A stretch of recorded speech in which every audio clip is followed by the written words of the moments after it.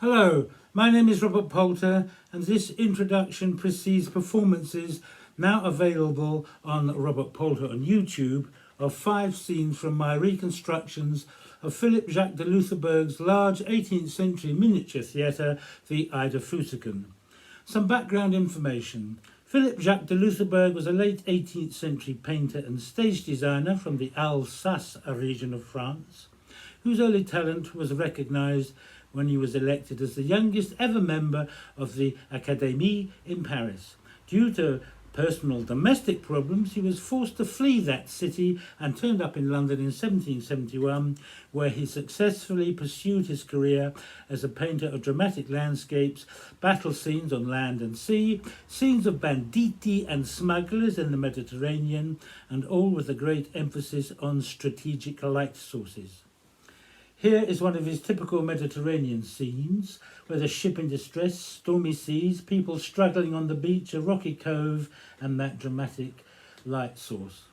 And here is probably his most famous painting, which you can see in the Science Museum in London, Colebrook Dale by Night, his vision of the English Industrial Revolution, with the coke furnaces blazing behind the buildings there. He was also a successful stage designer,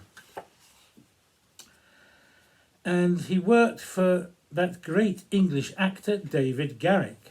Here he revolutionised stage design by introducing realistic scenery and lighting effects, and this maquette shows a scene from a show called Oh My, which is a tale about a South Sea island boy brought to England. Now, this is a very English beach scene here, with a ramshackle collection of ropes, anchors, oars, barrels and a boat, with a beautifully painted chalk cliff behind. Now, in 1781, this interest in creating realistic effects led de Loutherbourg to make his own large miniature theatre, without actors getting in the way, called the Eidophusikon, from the Greek meaning same as nature image. And as de Loutherbourg described it, imitation of natural phenomena are represented by moving pictures, by adding progressive motion to accurate resemblance. Here is a scale model of this Eidophusikon, which we shall use throughout this talk to compare with the size of my reconstructions. He set it up in his house in Lisle Street, which is now part of London's Chinatown, and the scenes were probably lit by argon lamps with coloured glass filters. The clouds definitely moved. There were sunrises and sunsets, moonlit nights, stormy seas and shipwrecks, and all in locations from around Britain, Europe and the Mediterranean. There were sound machines to create thunder, wind, rain, gunfire, birdsong, erupting volcanoes, and later hell. The gap between the two prosceniums created a dark space. This was an innovation, as auditoriums, even in full-size theatres in those days, did not go dark. It wasn't until the middle of the 19th century, with the likes of Wagner in Germany and Sir Henry Irving in England, that auditoriums were darkened. Not only was de Loutherbourg anticipating the future with that idea, but you'll notice his proscenium anticipates the shape of the cinema screen, well over 100 years away, with the rectangular oblong box. Most theatres were more vertical like that. Between these prosceniums there was room for a harpsichord, and I put one here on my scale model just to give you an idea how it fitted in. This probably meant that music accompanied the sound effects in the scenes, but we know it definitely accompanied music in the intervals because famous singers were engaged to entertain the audience. This image of the Eidophusikon by Edward Francis Burney is the only visual record we have, so all our measurements when making reconstructions are based on this picture. The scene on the stage Bernie depicted is Satan raising the palace of Pandemonium from the fiery lake with his rebel angels. And it is the only image we have of an actual scene from the Eidophusikon. We will come back to this later when we make the second reconstruction. However, there were written descriptions of the scenes that were shown the similarity to images in de Loutherbourg's paintings. So all my images are from de Loutherbourg's paintings. Here is the frontage of my small model Eidophusikon, which is what we've made all the video scenes on, and is the very one I'm sitting next to here. You'll notice there's no gap between the two prosceniums. I've indicated it here by a cut-out harpsichordist. In this small version, and 2 of the 4 full-size reconstructions made, the gap had to be abandoned due to constraints with space. And here is a model of this small Eidophusikon, just to compare it with de Loutherbourg's original. You can see quite a contrast in size. And here is a model of the first reconstruction. This was for the 2004 Hamburg exhibition Wolkenbilder, die Entdeckung des Himmels, Cloud Pictures, Discovering the Heavens. Thanks to my good friend and promoter in Germany, Norbert Neumann, seen here on the left, and Dr. Rüdiger Joppian of the Kunst- und Gewerbemuseum Hamburg, their equivalent of the V&A, and also coincidentally one of the leading experts on de Loutherbourg in the world. Thanks to these 2 gentlemen, seen with me at the opening of the exhibition, they managed to persuade Bärbel Hedinger of the Alternate Museum that I should make the Eidophusikon. And here I am with an even smaller Eidophusikon, trying to convince her that I'm fit for the job, which she agreed I was. Why me, by the way? Why should I make these Eidophusikons? Well, it had been noted that the proscenium of my new model theatre, and here's some pictures of scenes from some of my shows, that my proscenium was exactly the same shape as de Loutherbourg's proscenium. And Ralph Hill, curator of that great exhibition Panoramas that was at the Hayward Gallery in London in the 1990s, he had commented on this similarity when he saw one of my shows at Sir John Soane's Museum. And I also had some experience of making original model theatre shows for museums and galleries. I'd done 2 for the Tate Gallery, 1 for the Royal Academy, and some for the Maritime Museum in Ramsgate. The main construction of this first Eidophusikon was undertaken by Willy Botha, the Alternate Museum's conservator and shipwright. He not only built the theatre, but he cut out in wood all the scenery that was required for the scene. Here is some of the unpainted wooden scenery. The first scene in this Eidophusikon was Greenwich, sunrise to sunset, and here you have the towers of the Royal Naval College at Greenwich. There's some shipping behind, the River Thames, and then in the distance you have the City of London. This maquette of the scene below is the same size as this proscenium here, so you get some idea of the scale of this first reconstruction.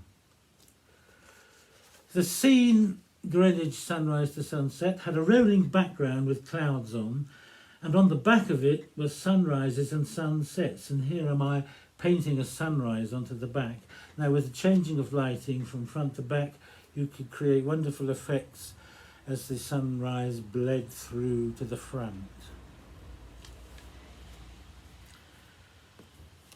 The show had a soundtrack in an 18th century manner. The exhibition was in the Yale house, and here is what it looked like, this Eidophusikon from the front with the Greenwich scene in place. And it had space restrictions in the Yale house, a very elegant mansion just outside Hamburg. So it meant our Eidophusikon was only 75% of the original one, so you can actually see that difference quite clearly here. Following this Greenwich scene, because we had two scenes in this first Eidophusikon, we had one of the Loutherbourg's Mediterranean scenes with one of his beloved lighthouses, a ship in trouble again, and some stormy seas. Now these stormy seas were on two rolling backgrounds, and I can demonstrate them, or one of them on this model.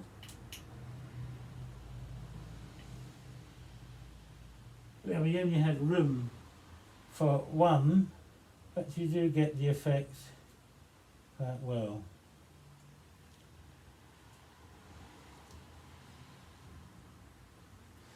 Now, with two rolling seas to work, plus a rolling background of clouds, and a ship to be moved onto the rocks and sink, and someone to control the lights, a crew of people, about 4, were required to operate the scene successfully.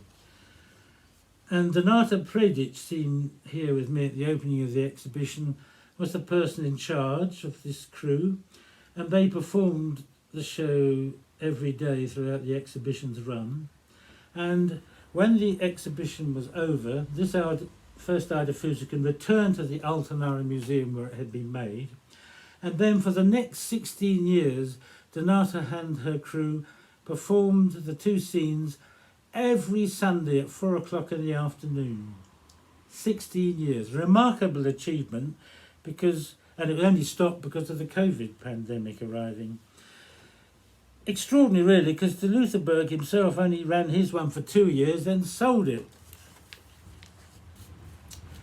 The second Eidophusikon was made for the Yale Center for British Art in New Haven, Connecticut, in the USA, and was for the exhibition which was called Sensation and Sensibility, Viewing Gainsborough's Cottage Door. Gainsborough was a good friend of de Loutherbourg, and he really loved the Eidophusikon. Anne Birmingham, the curator of this exhibition, contacted me after seeing pictures of the Altenara Eidophusikon. As you can see, this second one was slightly bigger than the Altenara one. I don't know whether this was because it was an American one. However, they chose, the Yale people, to have the Satan scene with the Palace of Pandemonium and the fiery lake. They probably chose this because it was the only one that was actually illustrated, as you saw earlier in Bernie's engraving at the beginning of this talk. Here is a storyboard. All the Eidophusikon scenes have detailed storyboards, and this is before the Palace of Pandemonium appears, with the volcanoes spewing out lava into the foaming, frothy, fiery lake. And you have descriptions of what's happening and when to move things, the sound effects, and also timings.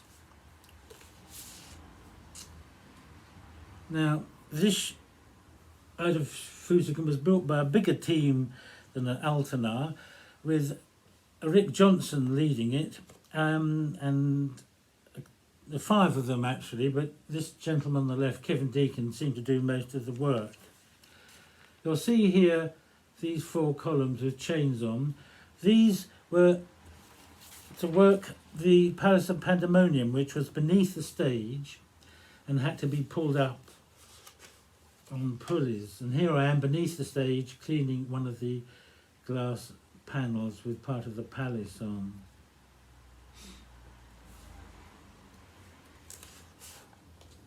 Now, W.H. Pine, in his London memorial called Wine and Walnuts, gave a detailed description of the palace arising up from out of the lake with lots of changes of lighting, different colours.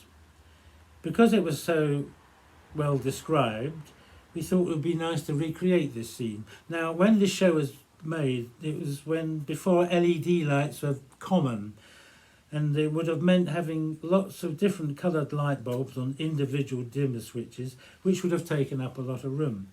So we decided upon creating this horizontal rolling background above the theatre, which had coloured transparent sheets on that rolled under white lights. And this was worked from down here by a bicycle pedal connected on a chain to a spindle at the top, which then turned the sheets that rolled by.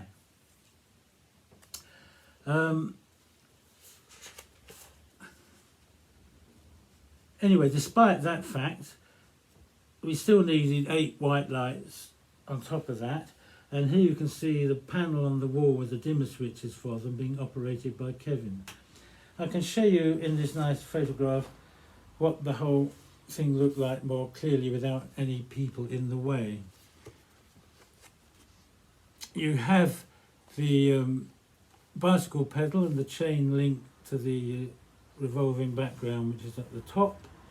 You can see the handles here connected to the chains on the pulleys that brought the palace up from under the stage. And at the back here you can see 2 sets of lights, one above the other. The one at the top here lighting up the volcanoes erupting, and one below lighting up the fiery, frothing lake. Now, with all this action, quite a large team of performers was required, and as at Altona, teams were drawn up, and they came from the technical staff and the administrative staff of the Yale Centre for British Art. 3 shows a day were given during the run of the exhibition, and rotas were drawn up. They took it all very seriously, of who was to perform where and when. Now, when this exhibition closed at Yale, it went to the Eidophusikon, it went to the Huntington Library in Los Angeles in California, but unfortunately I couldn't go with it. Here, another team of performers was drawn up, mostly drawn from the well-heeled ladies of Friends of the Huntington Library. The Huntington Library has the biggest collection of Gainsboroughs in the world. An unforeseen development on my part was the camaraderie that grew amongst all the Eidophusikon performers. They took the theatre quite to their hearts.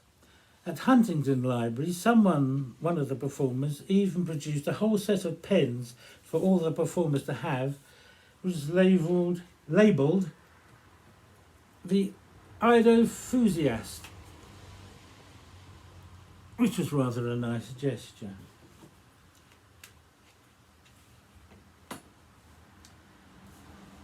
Here is what this show looked like from the front. Here is the Palace of Pandemonium in its blue phase, and here is when Satan arrives, you can see a total different change of colour.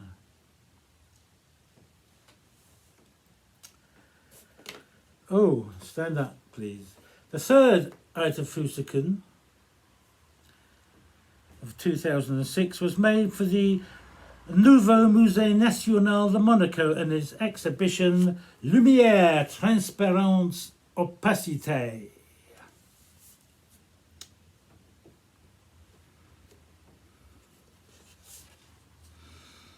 I was invited to make this Eidophusikon by the curator Jean-Michel Beheux on the recommendation of Werner Nakers, that great German avant-garde filmmaker and collector of optical curiosities, who was a fan of my work. As you can see from the model of this Eidophusikon, it was considerably smaller than the first two, but we did have space to make a gap between the two prosceniums. So small, in fact, that I made it myself with no help in Ramsgate, and it packed flat, as you can see there. This is in the space where it appeared in the exhibition in Monaco, like in a window. Now, because I made it in Ramsgate, it had to be taken to Monaco, and those great art movers Constantine were given the job. Now, also coming from England were Turners and Constables, but they said to me they could not possibly stop their lorry in Ramsgate with Turners and Constables on board and open the door and put my Eidophusikon on it. So they went separately, and I had a lorry to myself to transport the Eidophusikon to Monaco.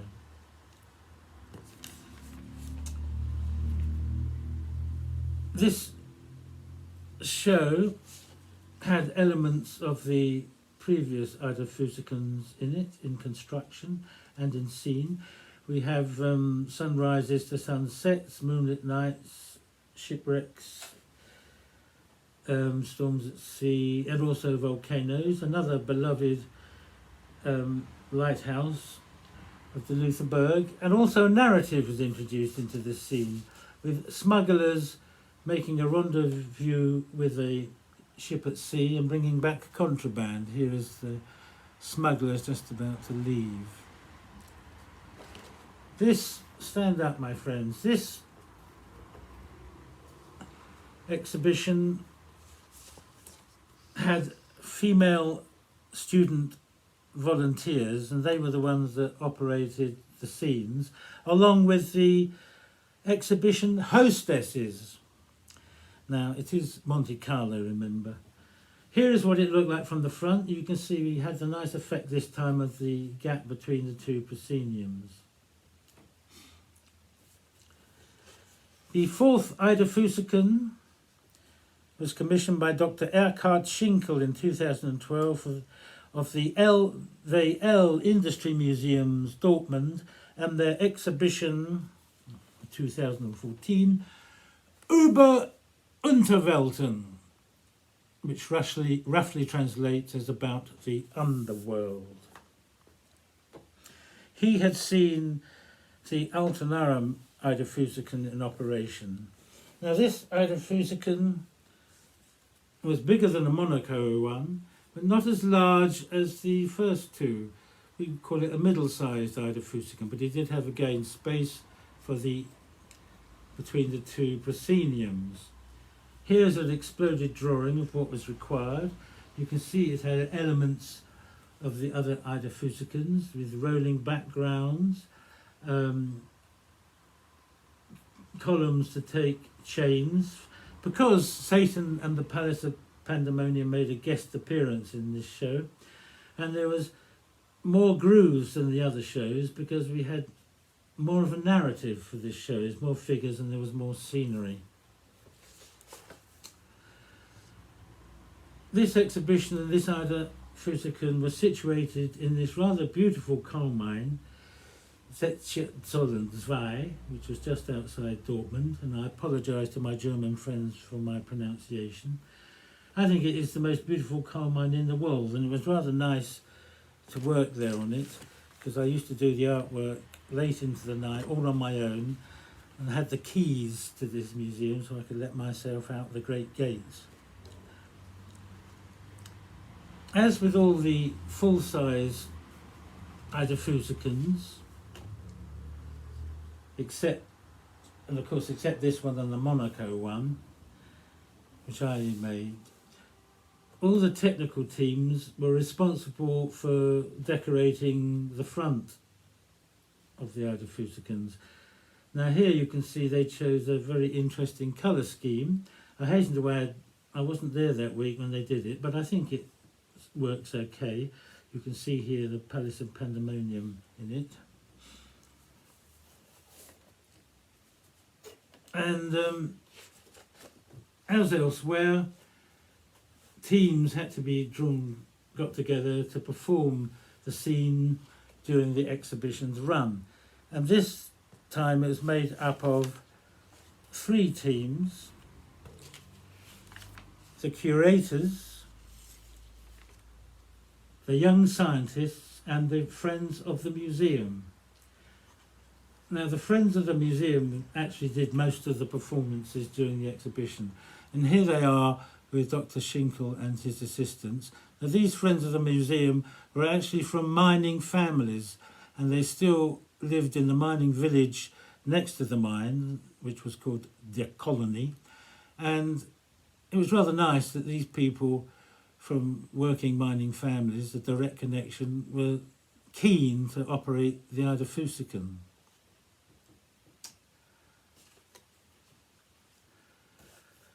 Now, this show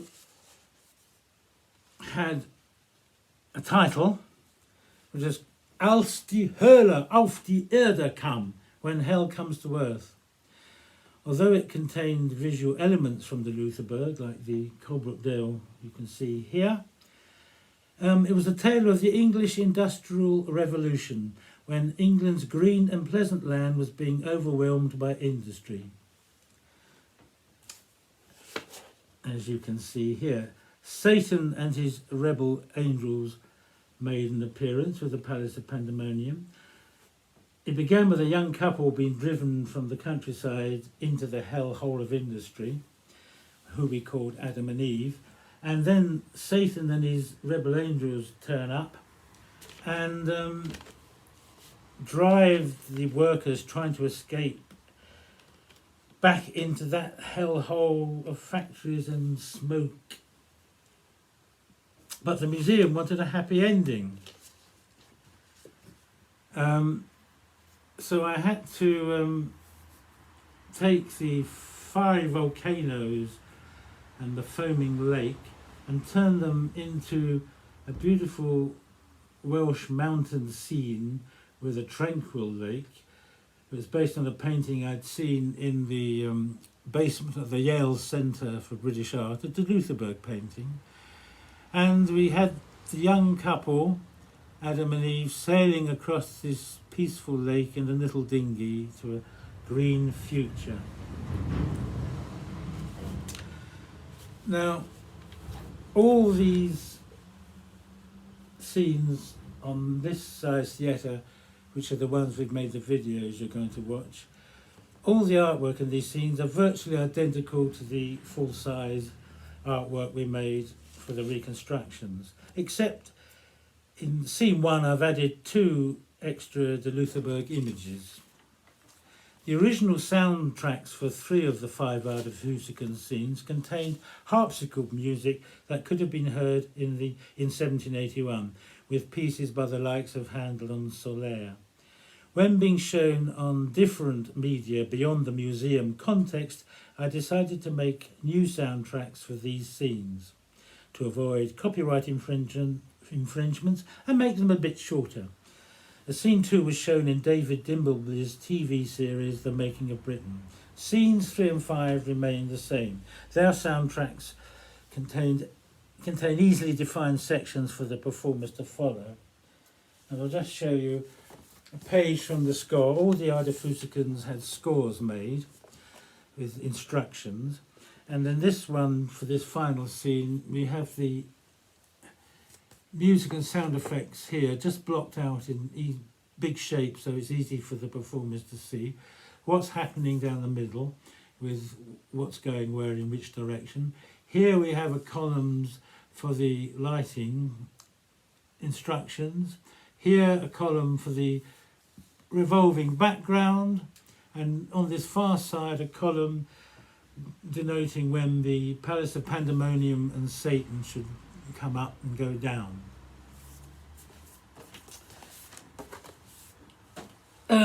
Thank you so much for your time, and I hope you enjoy watching these 5 scenes from the Loutherbourg's Eidophusikon. I will leave you with this illustration by the Loutherbourg, which is of my hometown and port of Ramsgate. And I was very pleased that the Loutherbourg came here and did this picture. Thank you very much, and goodbye.